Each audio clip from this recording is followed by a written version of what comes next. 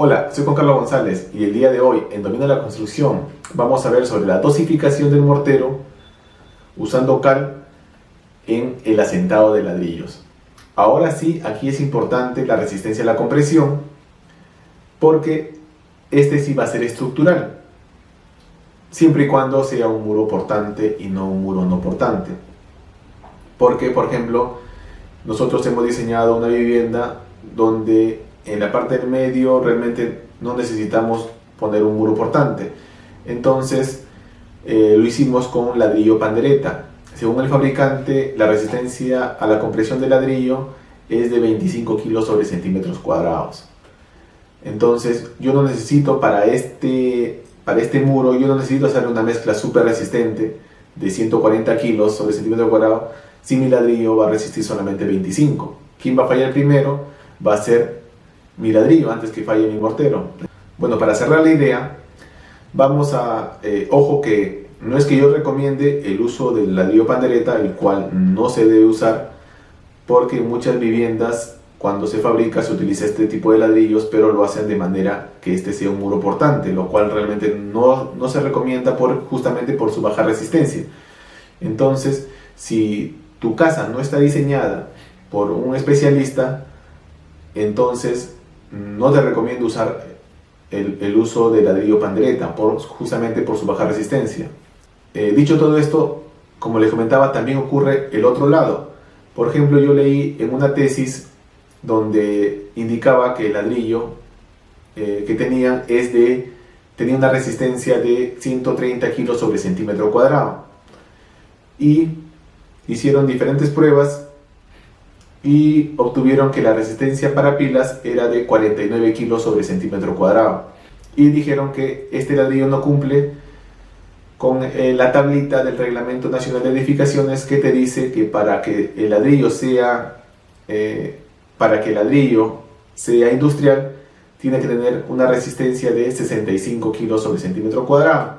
Por lo tanto, se puede considerar este ladrillo como un ladrillo artesanal. Pero no mencionaron, bueno, sí mencionaron sobre el tema del mortero, que dijeron que la relación era 1:4, pero no dijeron cuánto era su resistencia. Entonces, revisando en los anexos, aparece que la resistencia del mortero que obtuvieron ellos era de 49 kilos sobre centímetro cuadrado. Entonces yo te pregunto, ¿quién crees que falló primero? ¿El ladrillo o falló primero el mortero?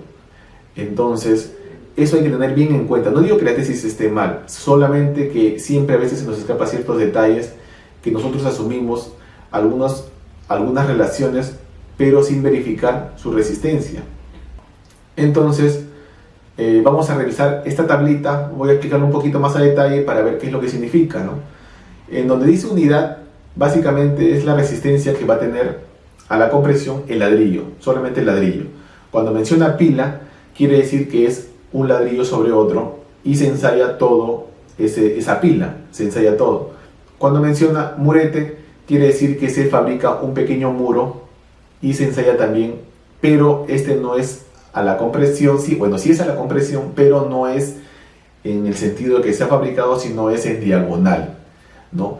Esto es lo que quiere decir los valores que aparecen aquí en la tablita, y esos son ensayos que se hacen en el laboratorio, justamente para ver si cumple el ladrillo, no cumple, funciona, no funciona, etc. O incluso para ver si tu mezcla también funciona o no funciona, también puedes utilizarlo. El Reglamento Nacional de Edificaciones nos manda también esa tablita que es para la relación del mortero que debes usar cuando asientes tu ladrillo. Y te explica justamente acá lo que te decía, ¿no? Cuando un muro es portante, cuando un muro es no portante, tienes que usar esas relaciones.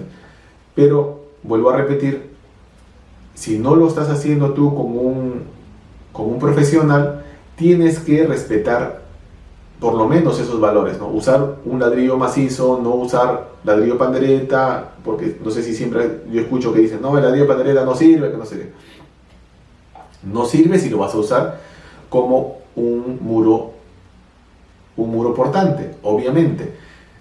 Pero por eso hay que tener en cuenta cómo lo estás haciendo, ¿no? O sea, al final, si no puedes contar con la ayuda de un profesional, ten en cuenta esto, ¿no? Por otro lado, acá hay tres cosas que quiero mencionar.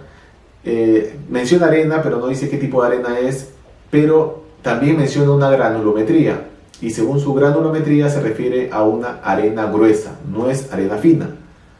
Por otro lado, lo otro es, menciona que la cal es una cal hidratada y es normalizada. ¿Qué quiere decir que la cal sea hidratada y normalizada?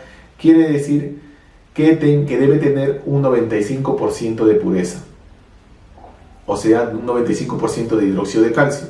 Y sabemos que acá en el Perú solamente se comercializa a un 35%, que se denomina cal nieve.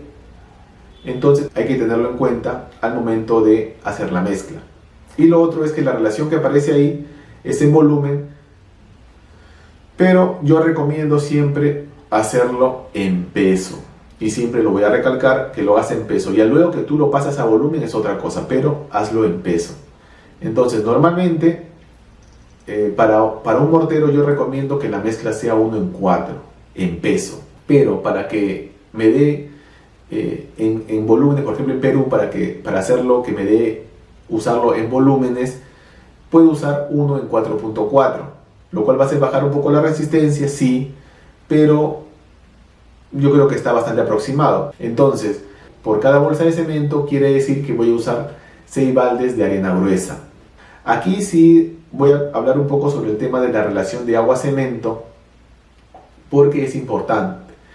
A medida que uno le va agregando mayor cantidad de agua, al final la mezcla se hace menos resistente. Por eso que uno debe echarle la menor cantidad de agua para que tu mezcla sea resistente, pero ojo que también tiene que ser trabajable. Entonces la idea es echarle la menor cantidad, pero que sea una mezcla trabajable. Ahora, mientras mayor sea la relación de agua-cemento, quiere decir que la resistencia va a ser menor. Mientras menor sea la relación agua-cemento, quiere decir que la resistencia va a ser mucho mayor. En otras palabras, es que si en una relación 1:3 va a ser su relación agua-cemento va a ser menor que una relación 1:4, una relación 1:5 y 1:6. Entonces hay que tener en cuenta eso también, ¿no? Porque a veces uno se guía solamente porque la norma me dice que es 1:4, yo lo hago en volumen, de acuerdo a como yo creo que es el volumen, y al final cuando ensayas te va a dar una resistencia muy baja. Por eso siempre es mejor hacerlo en peso, si bien igual va a haber cierta cantidad de errores, pero es mínima. Bueno, dicho todo esto, voy a mostrar una tablita donde me muestran las relaciones, obviamente en peso, y un rango de resistencia, ¿no? Solamente como referencia, es básicamente para que te puedas guiar y puedas tener una idea de con esa relación cuánto de resistencia voy a obtener. Normalmente, no sé si han visto ustedes cuando compran el mortero listo o un mortero que viene ya embolsado, listo para utilizarlo, te dice ahí en su empaque que su resistencia es de 140 kilos sobre centímetro cuadrado, que es lo que normalmente se debe usar como un mortero para el asentado de ladrillos, ¿no? Que te dé 140 kilos sobre centímetro cuadrado. ¿Y qué relación es? Es justamente 1:4 en peso, para que puedas obtener esta resistencia. El uso de la cal hidratada aquí también es importante, porque el uso de la cal le va a dar esas propiedades que no tiene el cemento, ¿no? Le va a dar esa flexibilidad, esa mejor trabajabilidad, le va a dar muchas propiedades, pero la cantidad que le debes echar realmente va a depender del porcentaje de hidróxido de calcio que tenga. Por eso siempre te voy a decir que tienes que ir probando, probando, y así vas a poder obtener un buen mortero que sea trabajable y también que sea resistente, obviamente. Entonces, básicamente era eso lo que quería comentar sobre el tema de el uso de la cal en los morteros. Bueno, y hasta una próxima oportunidad.